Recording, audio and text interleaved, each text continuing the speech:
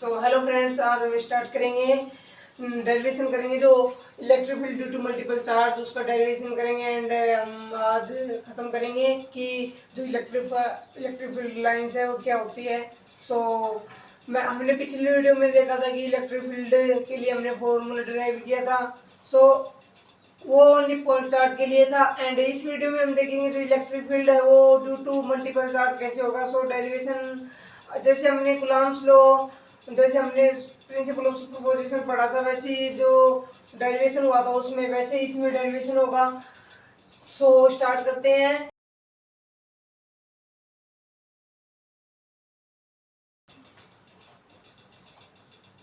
सो पहले डायग्राम बनाते हैं।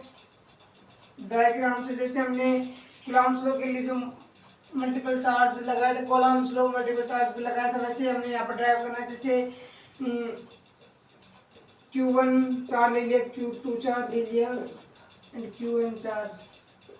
सो टू से ज़्यादा चार्ज हो गए तो मल्टीपल चार्ज हो गए। सो इन चार्जों की वजह से किसी भी पॉइंट पे हमें अगर इलेक्ट्रिक फील्ड निकालना है तो पॉइंट कंसिडर कर लेते हैं पॉइंट P। एंड यहाँ पर टेस्ट चार्ज रख लेते हैं Q0। एंड देन आफ्टर इनकी पोजीशन वेक्टर लेते हैं।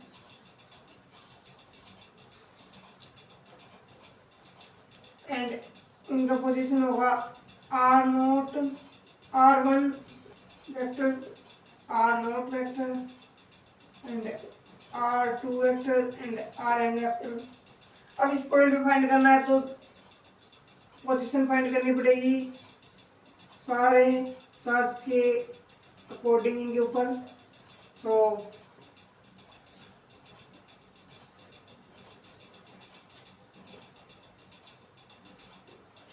So due to Qn charge, the direction of electric field is outward.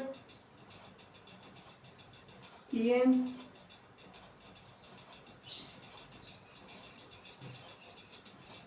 Eq2 E2 and E1। And जो इनकी जो वो होगी,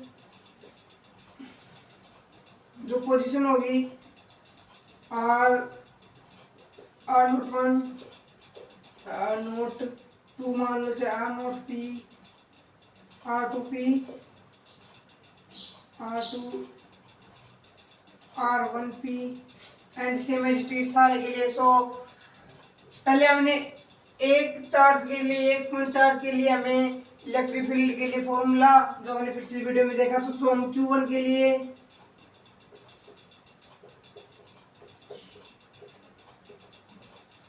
electric field due to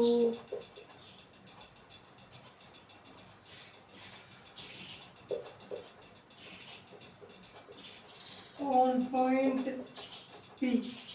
so Q1 के कारण जो पॉइंट P पे जो इलेक्ट्रिक फील्ड होगा वो है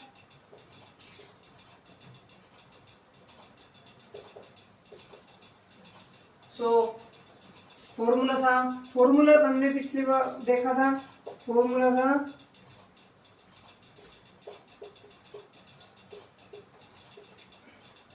तो यहाँ पर हमें देखना होगा कि चार्ज क्या है, Q1 है अपॉन R, जो इनकी पोजीशन है वो है R1P का होल स्क्वायर। डायरेक्शन होगी R1, डायरेक्शन है तो वेक्टर भी लगाना होगा।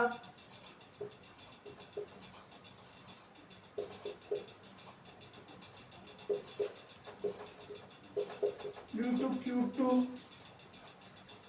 Then second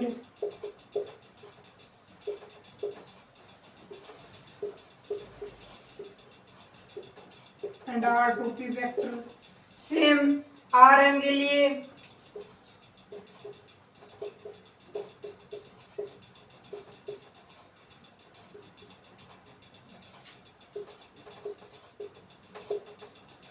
due to Qn। सो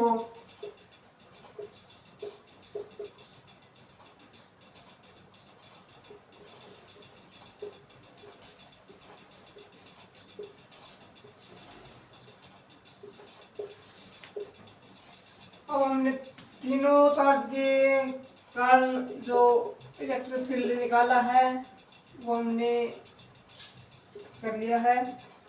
अब यहाँ पर हमें काम में लेना होगा प्रिंसिपल ऑफ सुपरपोजिशन। तो तीनों को ऐड करेंगे एंड समेशन की फॉर्म में लिखेंगे और जो electric field due to multiple charge हमारे पास आ जाएगा। सो करते हैं हम इनको फॉर्म।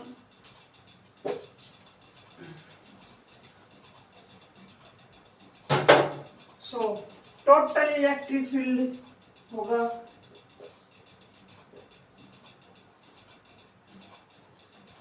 यहाँ पर खाली हम मैग्नीट्यूड लेंगे,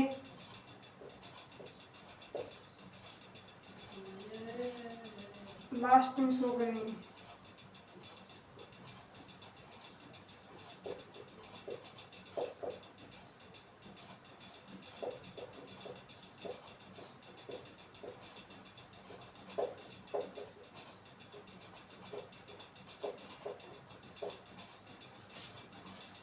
सो मैग्नीट्यूड खाली मैग्नीट्यूड ले रहे हैं तो डायरेक्शन शो करने की जरूरत नहीं है। सो अब डायरेक्शन शो कर देंगे हम।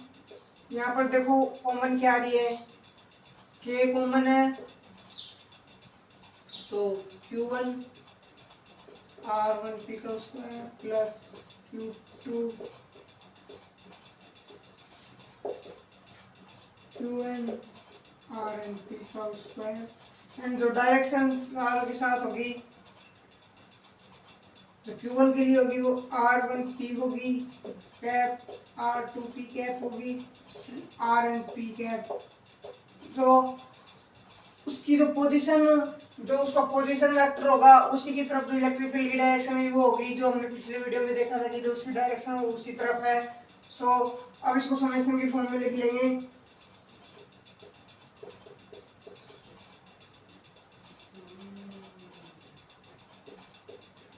वन से लेके IN तक आप देख सकते हो ऊपर चेंज हो रहा है, तो QI अपॉन RIP का होल स्क्वायर एंड जो डायरेक्शन होगी। तो जो हमारा फॉर्मूला लास्ट एंड फाइनल जो फॉर्मूला डिराइव हो क्या है, वो फॉर्मूला है ये।